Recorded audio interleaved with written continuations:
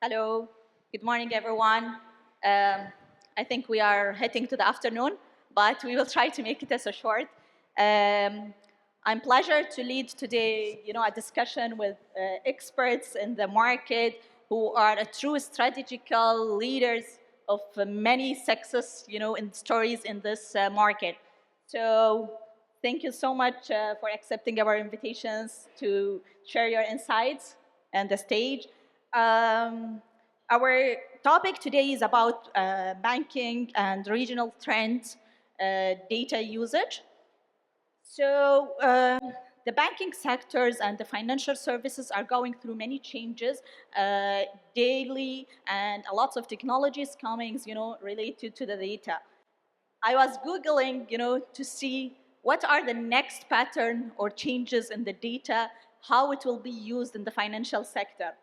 And the response that I found it, that it will be based on your Google usage. So I am afraid that the Google will, tell my bank that I am looking how I can, avoid the fees of the overdraft. So I think my request then it will be rejected. So I think, even, today the data of the customers, could lead for the right, decisions, that the bank they will take. So here I think, I will start my questions, with Visa. Okay, so Walter, because, you have an insight of about many banks and industries as an overall. So my question for you will be, how banks can leverage data to drive critical business decisions? And I think, what are the best practices that you can share with the financial institutes and the banks related to this? Thank you, Noora. Thank you. Thank you for having us. So let's start from the consumers, right? We all serve consumers, right? They want personalized, seamless, and safe transactions. Actually, they want commerce experiences that are personalized and seamless and safe. Without proper usage of data, nobody can offer those type of experiences. What we've seen in the market, also from a banking perspective, the best practice bank are able, in using data, are able to achieve a substantial difference in performance versus the low-performing banks from a data perspective. So we see differences in customer acquisition, in retention, in fraud levels that are a multiple. So it's not at 5, 10%, it's 2 times, 3 times. We also run an analysis globally on how successful are companies with that established CDO type of role, so Chief Data Officer type of role before others. And we have seen that those companies have between 50 and 70% higher total return to shareholder versus the other. So there's no doubt, if we want our banks to be successful in the long term, they need to be best practice in data management. What does it mean? And what are we seeing in the region? There is a huge variety of practices across the region. The banks that are more successful are the ones that are approaching data strategy end-to-end. If you think about the life cycle of data, so from data sources, data acquisition, data storage, data usage, data quality, data governance, data privacy, those banks that are really approaching this holistically and they put data as a top priority of the CEO of the bank are the ones that are more successful. Where we see differences, for example, we see differences in the way they capture data. Overall, banks have done huge improvement in capturing structured data. They still have a long way to go. The majority of them, they have a long way to go in capturing unstructured data. How you bring the data from social media into your own data lake, right? How do you leverage those data? So there is still a lot to do there. There is still a lot to do on consent management. And this is worrying and is important. We run a global consumer research on data privacy.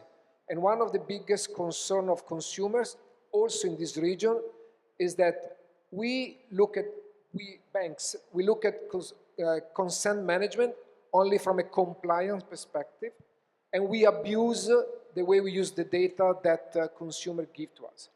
So the change that we need to do is how we leverage a more granular consent management actually to give back value to consumers.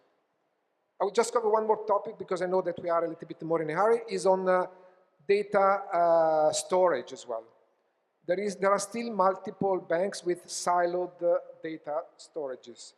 The challenge we need to solve is how we create a centralized data lake from a bank perspective that brings together different data from different business units, from different type of sources.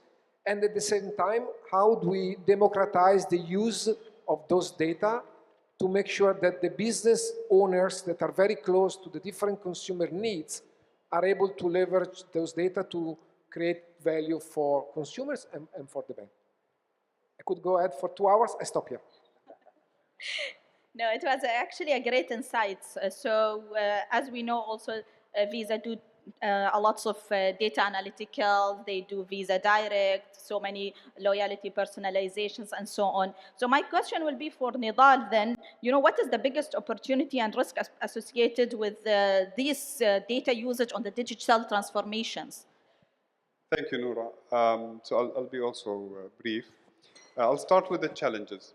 If we think about technology, the main challenge with adopting technology is actually the resistance to change by humans. The human capital is usually the main reason why we don't deploy a lot of new technologies. And this is because there's a dilemma there, where if you want to deploy a new technology, you will actually reach out to your experts, to your consultants, and to your seniors. And you ask them, how can we deploy this? How can it be safe? The dilemma is that those are the people who will have the most resistance.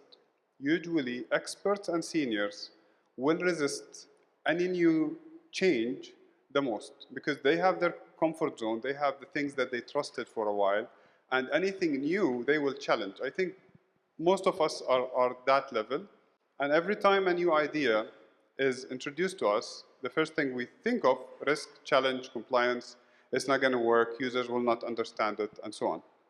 And one example is blockchain. So blockchain has been there for a while, and the adoption is very minimal, even though the value is really big. So this is the main challenge in my perspective for technology adoption. But the opportunity is actually also in that challenge.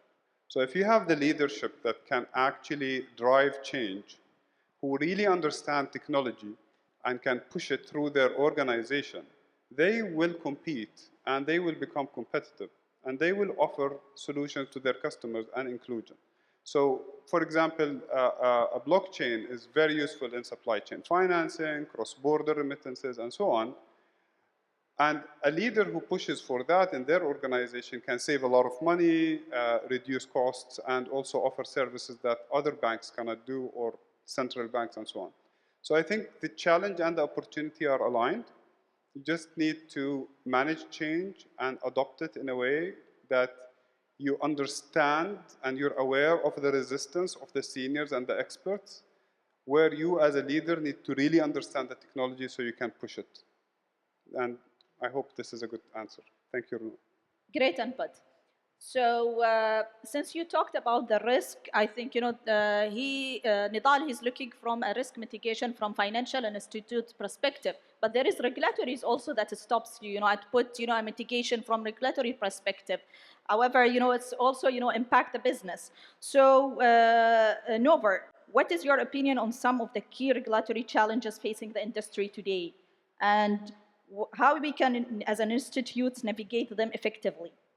Thanks, Noora, for that. I think it really goes to the heart of the challenge that we see, which is how do you strike the right balance between putting a regulatory fence without stifling innovation. And the three critical challenges that we see in our market and in the region are, first of all, just the pace of technological change. So over the last 5-6 years, we've seen technologies like blockchain, which you just spoke about, which has incredible benefits, but is also quite scary. At the same time, you've also got things like AI, again, amazing, but scary. One of the other sort of challenges that we see is in our market certainly is around inclusion. So there is a need to push inclusion. Statistically, half of African adults are financially excluded from the banking sector. In Nigeria, you're looking at about 32% of adults as of 2 years ago being excluded. So there is a lot of mileage, but how do you do that uh, in a way that you can afford it? Well, it's cheaper to provide the services, and it's also sustainable. And I think the final challenge that I'll speak to very quickly is really around cybersecurity and data protection. So these are all challenges that we're grappling with on a day-to-day basis. And I think the one way for us to overcome them is collaboratively. We're certainly seeing that central banks in our markets are becoming more collaborative. We're seeing things like sandboxes in Nigeria and Kenya, which allow you to play around with technology to see how it works. We're also seeing regulators coming forward to say, we don't want to stifle innovation, we want to grow the market, but we need responsible players. And I think that's where we come in. It's being responsible players to understand that there is huge responsibility in driving technology and in pushing the boundaries. We have to protect the end user, and we have to make sure that ecosystems are safe. Totally agree with your point of view. Let's go to the consumer perceptions and how the consumer sees this, and also the bank, how they utilize the consumer's data, to make a better experience. So for example, if I go and buy my next bag, I don't know, maybe I will receive a message from Emirates MBD saying you are almost to break down, you should get a loan. I think the RTDS that they implemented recently, maybe they will give them some insights that I required a loan, or maybe I required over credit. Okay, so going to Deepak, how consumer expectation and shifting in relation to the digital banking, and what strategies should financial institute adopt to meet these expectations? Yeah, hi, good afternoon. Noora, I think the question you have, I think itself is a panel discussion. So I'll try and keep it to the point. I think 4 or 5 things have changed quite dramatically in the last 4 to 5 years. I think like some of my panelists have alluded to, right? One is the whole expectation that in banking, you'll replicate what you're seeing in your day-to-day life. The Amazon experience, the Netflix experience. So the whole shift from both the customer and hence the bank. I mean, it's always consumer leads because we are trying to solve a customer service challenge here. So I think the first thing is expecting everything at their fingertips. Mobile banking should probably have everything that we physically offered. It has to be available 24/7. So it's not just that it'll work during the traditional banking hours. And I think more importantly, it's not just the services being available 24/7. Customer expect responses to problems 24/7. So is that something that can be built into the mobile app? And I think there's a lot of discussion around new generation of people entering banking, right? You're talking about Gen Zs and the alphas. I think there is also a lot of expectation of personalization because this generation has probably started growing in a digital world. I think I come from a Gen X, as they call me, right? So it's where we saw a lot more of physical infrastructure. So anything that you had to do, you either went to a banking branch or you called somebody. I think those are the two methods we started banking with. I think over time, every customer, and because of our behavior in our non-banking world, we expect the same of banking. But the new generation, I think, expects only digital, right? There's no concept of, I mean, if I tell my daughter to go to a branch, she'll say, why do I need to do that? Why can't you just give that on my mobile app? So I think it's about how can we bring at least to begin with the most common services into the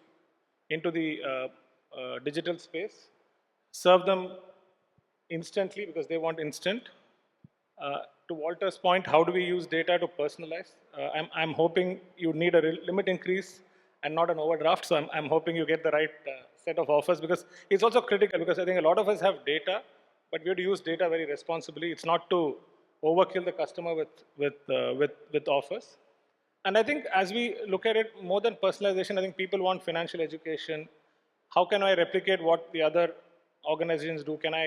How do I get the customer? And see, today, unlike probably 10, 15 years ago, people are willing to shift very easily. We always thought people enter a bank, they'll stay with you forever. I think people will shift if there's a much better experience. So you're competing with other players in offering. So how do you keep them engaged? How do you make them come back into your ecosystem? And more importantly, if that ecosystem fails, how can it seamlessly transition into an omni-channel experience? So if I call the call center, I should know that there was a problem on the mobile app. What was the problem? And I should have a resolution with a clear customer view of what's happening at the customer level. I know there are too many points, but this is probably the long and short of the question. Okay.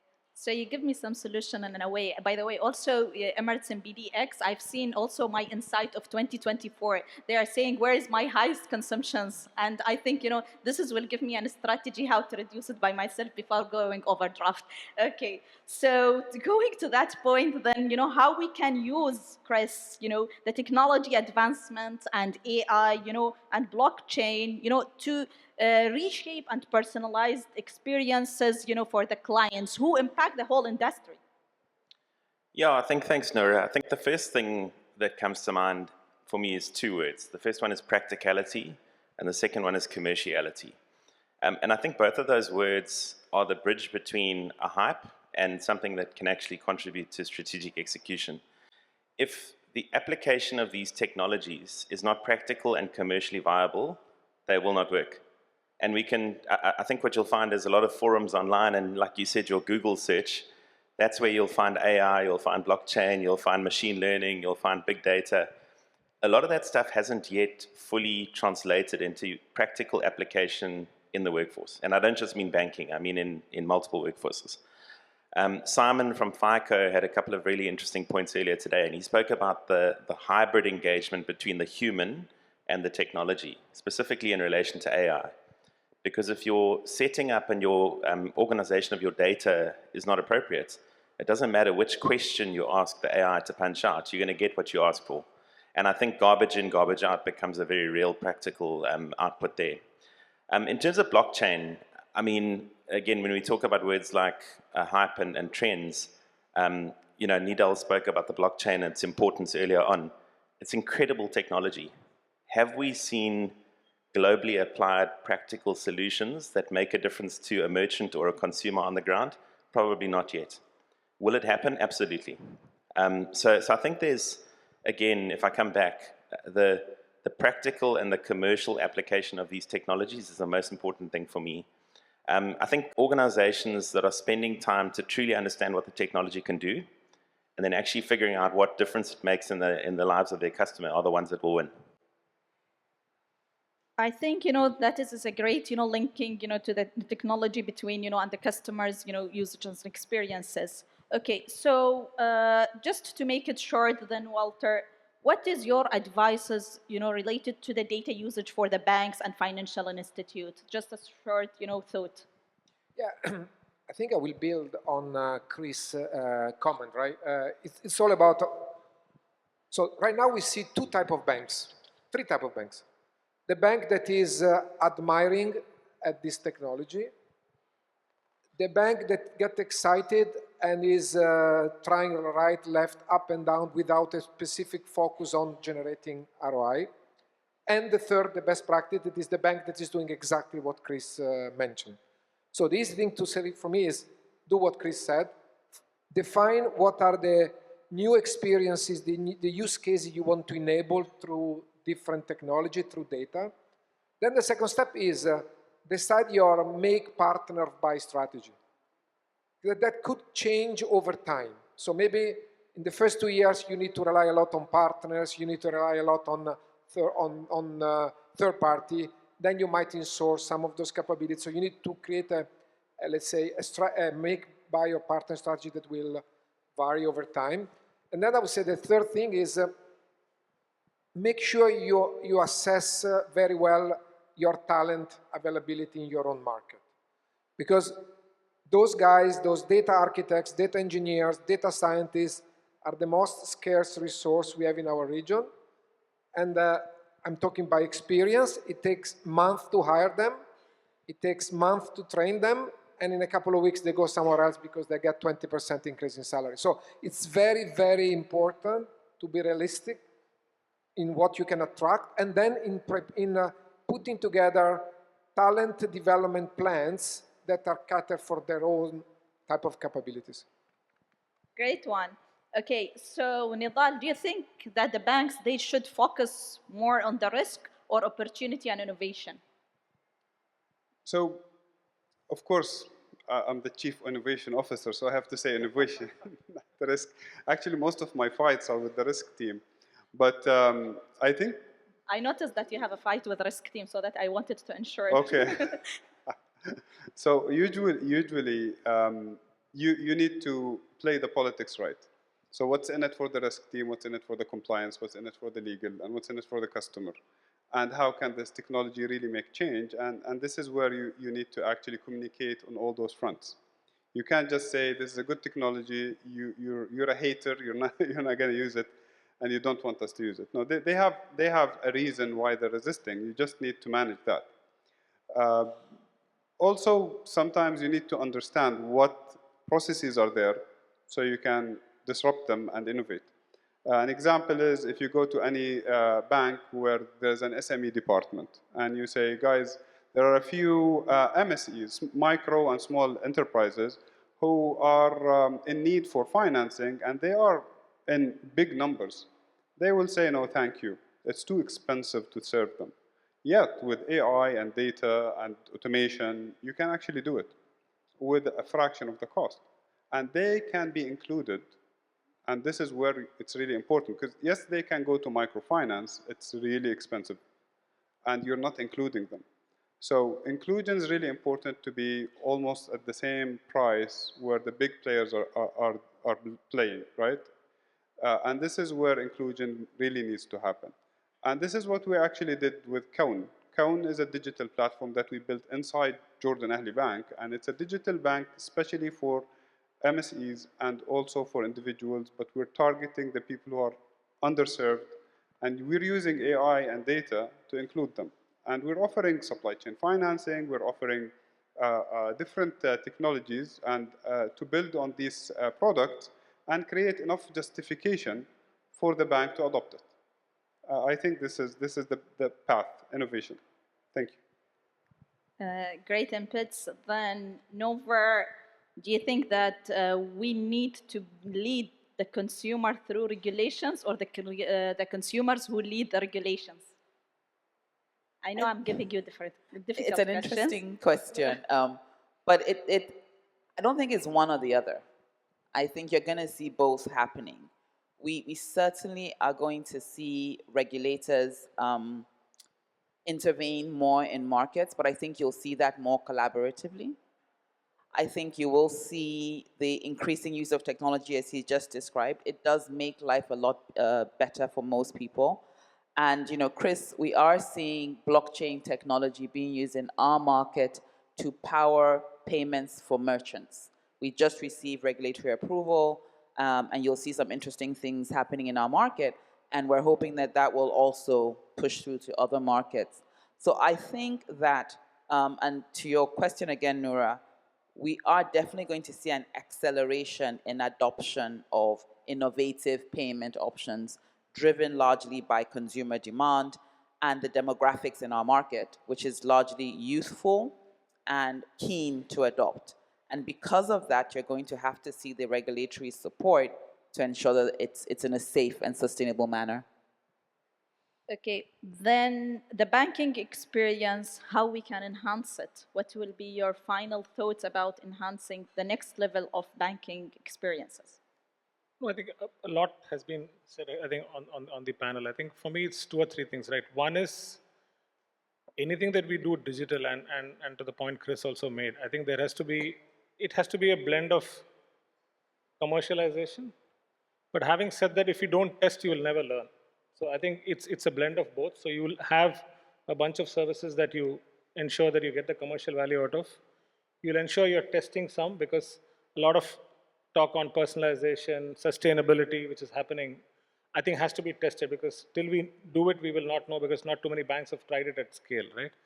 That's one. Second, I think from the regulatory and customer point of view, it has to be, I think, fair from a customer perspective, right? So I think it should be within the regulatory framework. It should protect the consumer while ensuring we're able to, obviously all of us are, most of us here are for-profit organizations, so there is a profit goal, but there is I think at the end of the day, a customer commitment. So I think we need to be able to blend customer experience and satisfaction with what we do from a digital perspective. And I think some of it is also a transition, right? I think if a majority of the population, like Nagova said, that if it's going to be youth, they will all want services of a certain kind. So the transition into instant digital payments, I think, is a reality. I think there's no option now to staying out of it, right? So. Thank you, Deepak, for this great. Then, what do you think, Chris, were the key features for the new financial products? What we should say, what's the features of the products that the consumers are looking for? I mean, I'd have to build a product for you right now. I think, first of all, sort of a parting thought from me is that digital and payments remains the most exciting aspect of financial services to work in. So I think probably everyone in this room, we work in the most sort of cutting edge components of what's happening in financial services. And I think it's breaking beyond the barriers of financial services. We've heard about retailer, we've heard about other sectors, and maybe that's the bridge to my next point is the features of the products and services we build will differ greatly from sector to sector. So on the commercial side of the bank where we operate, we're very sector orientated, and what works in public sector, so government, won't necessarily apply in agriculture. And what works in agriculture won't apply in retailer. So we've got to be very clear around building a solid base or a foundation of digital services that is both unique to the sector in which it needs to operate, but generic enough that we're not building multiple times and not being able to use multiple times. So that's a key component. And then I think the last point is just digital is here to stay. There will be laggards that don't take it up. There will be people that are concerned about the security and the risk component. But I would challenge any merchant, consumer, customer that's had a good digital experience to no longer go there again. Once you've done it once, you will look for it again. And I think that's probably, again, to add to my practicality and commerciality point from earlier, where the customer experience becomes the most important part. And I think each of the panelists has touched on that. If we can make it real, if we can make it great, adoption will happen.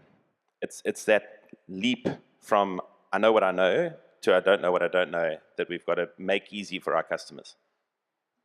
Yes, I think, you bring the whole, linking together here. Okay, so we also, as a network international, we offered so many, RTDS, Falcon. They are database, products. Like, also, when I see, any of the applications or any, products that I am using for any banks, it is all led by the data. So the data is today, our weapon, to win market and, expand. So thank you so much, panelists, for your insights, and thank you, audiences, for listening to us. I think it was a longer one, but I think, we tried to make it shorter. Thank you so much. Thank you for it. Thanks, Noora.